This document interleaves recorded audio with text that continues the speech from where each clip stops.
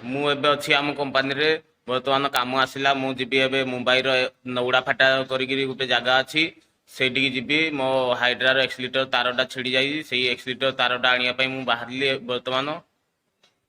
ବର୍ତ୍ତମାନ ମୁଁ ଆସିକି ପହଞ୍ଚି ଯାଇଛି ହାଇୱେ ଉପରେ। ବର୍ତ୍ତମାନ ମୁଁ ହାତ ଦେଖେଇବି, ଯେକୌଣସି ଗାଡ଼ି ଆସିଲେ କାର ହଉ ବସ୍ ହଉ ୟା ତ ଟ୍ରକ୍ ହଉ, ଯାହା ଯେଉଁ ଗାଡ଼ିକି ହାତ ଦେଖେଇଲେ ଯଦି ଯିଏ ରଖିଲା ମୁଁ ତା ସହିତ ପଳେଇବି।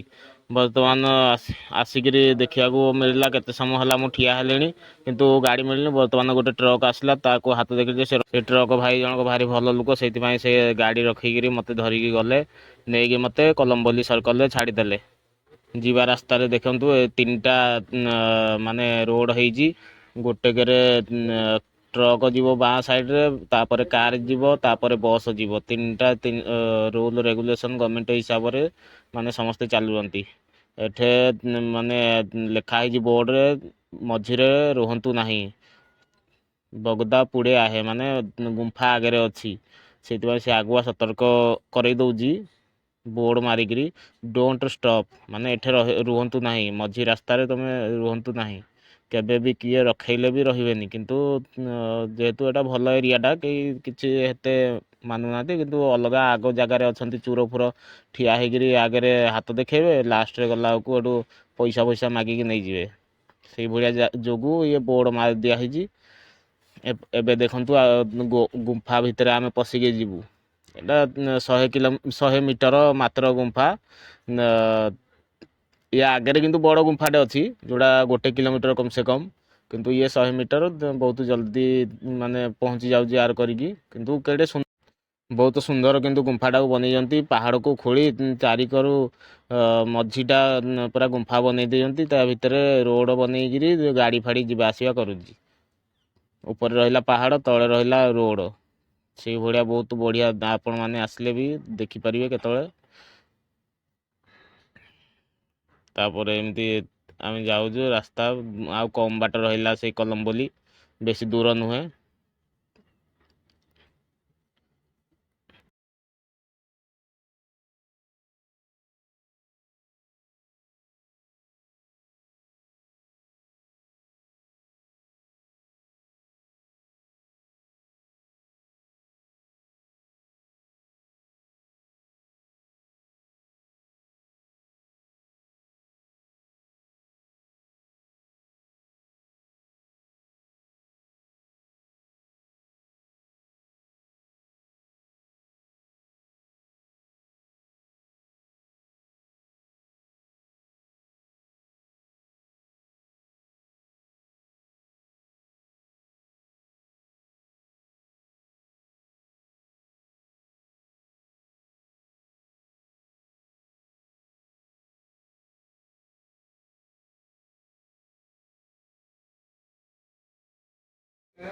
ସାଙ୍ଗମାନେ ମୁଁ ଏବେ କଲମ୍ବୋଲି ସର୍କଲରେ ଓହ୍ଲେଇ ପଡ଼ିଲି। ଏବେ ବର୍ତ୍ତମାନ ମୁଁ ଏଠୁ ଯିବି ଗୋଟେ ଟେମ୍ପୁରେ ବସିକିରି ନଉଡ଼ା ଫାଟା।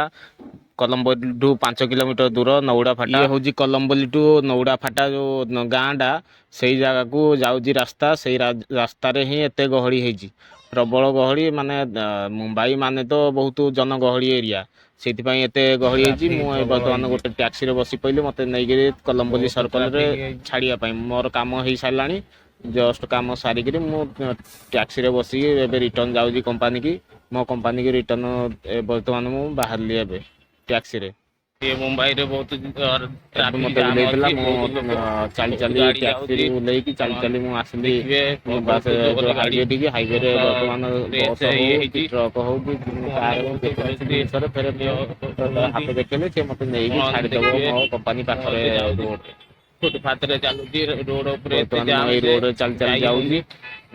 ଆପଣମାନେ ଦେଖିପାରୁଥିବେ ପଛକରେ ଏଇଟା ହାଇୱେ ଅଛି, ଏକ୍ସପ୍ରେସ ହାଇୱେ। ମୁଁ ମୁମ୍ବାଇ ଏକ୍ସପ୍ରେସ ହାଇୱେଟାକୁ ଯିବି। ଛୋଟ ମନ୍ଦିରଟିଏ ଏଇଠି ଅଛି, ମାରିକିରି ଉପରେ ଓଭର ବ୍ରିଜ ଯାଇଛି। ଏମିତି ବସ୍ ସବୁ ଯାଉଛି। ଜାଗା ତ ସାଙ୍ଗମାନେ ମୁଁ ଯୋଉଥିପାଇଁ ଆସିଥିଲି ସେଇ କାମ ମୋର ହେଇଗଲା। ମୁଁ ଏବେ ବାହାରିଲି, ଏଇ ଜିନିଷ ନେବା ପାଇଁ ଆସିଥିଲି। ସେଇ ଜିନିଷ ନେଇକି ମୁଁ ଏବେ କମ୍ପାନୀକି ଯାଉଛି। ମୋ କାମ ହେଇଗଲା, ମୁଁ ଏବେ ରିଟର୍ନ ଯାଉଛି କମ୍ପାନୀକି ମୋର। ସେ ଏବେ ଏଇ ରୋଡ଼ କ୍ରସ୍ କରିକିରି ଆର ପାଖକୁ ଯିବାକୁ ପଡ଼ିବ। बहुत सारा गाड़ी अच्छी आम जाऊ रोड क्रॉस कर मुझे एकुटिया तो आसी गाड़ी देखिके जाऊ पड़ुची नले ये हो बहुत गाड़ी आसूची से ये हूँ देखो रोड केड़े चकाचक पूरा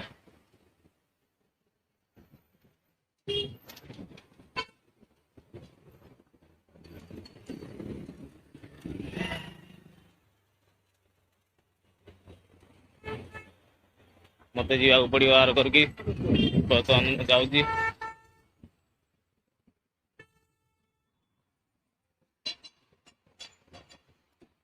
देखो आसीगली आम बाटे जीवु एटे पुलिस भी अच्छी ये छिड़ा हबार अलाउ ना किंतु से पुलिस जगी पुलिस गाड़ी अच्छी देख गाड़ी आसिले रखा पड़ुची ना कहीं रहूना एक्सप्रेस हाईवे ना ये से कहीं रे पुलिस बार बार बुलूची आसिक से मना कर मानु ना